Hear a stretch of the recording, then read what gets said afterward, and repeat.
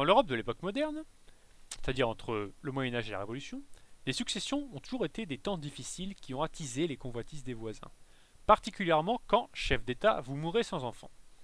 C'est ce qui arrive en 1777, quand le prince électeur de Bavière Maximilien III, qui règne sur le plus grand des États allemands du Sud, passe de vie à trépas.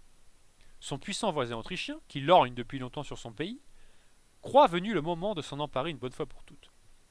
Pour cela, Vienne décide de soutenir le plus proche héritier du défunt Maximilien, Charles Théodore de Palatinat. Ce dernier voulait renforcer son pays, donc le Palatinat, situé sur le Rhin, et était prêt à échanger la Bavière contre une partie des Pays-Bas autrichiens, l'actuelle Belgique. L'accord est accepté par Vienne et signé en décembre de la même année. Aussitôt, les troupes autrichiennes pénètrent dans le pays pour en prendre possession comme convenu. Toutefois, l'histoire ne s'arrête pas là, car c'était compté sans la plus de Frédéric II, le vieux Fritz, qui règne sur une puissance émergente qui veut à tout prix éviter la domination de l'Autriche en Allemagne, et qui donc prend parti pour le second successeur au trône bavarois, le prince électeur de Saxe, Frédéric Auguste III. Avec son aide, il envahit la Bohême, qui est une possession autrichienne, et située en actuelle République tchèque, c'est le nord de l'ensemble autrichien. Pourtant, cette guerre tourne rapidement à la drôle de guerre avant l'heure, si on peut dire.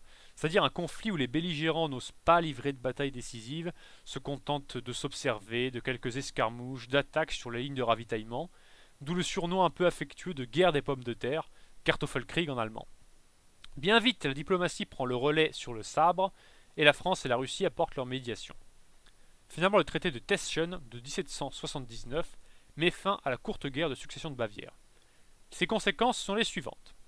L'Autriche doit abandonner les terres bavaroises qu'elle a conquises, en ne gardant comme lot de consolation que le petit territoire de l'Interviel, 120 000 habitants, situé entre les cours d'eau de l'Inn et du Danube. De son côté, Charles Théodore devient électeur de Bavière selon l'ordre normal de succession, et s'il n'est plus question d'échange avec les Pays-Bas pour créer un État rhénan, il agglomère sa nouvelle possession avec le Palatinat.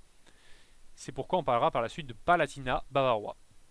Quant à l'électeur de Saxe, il est calmé à coups de pièces d'or, mais la Prusse, elle, a réussi son coup en quelque sorte, puisqu'elle a empêché l'Autriche d'acquérir de puissantes possessions en Allemagne du Sud, et obtient un droit sur les territoires d'Ansbach et de Bayreuth, qui étaient situés dans le sud de l'Allemagne, et gouvernés par une branche cadette de la famille régnante en Prusse, les Hohenzollern.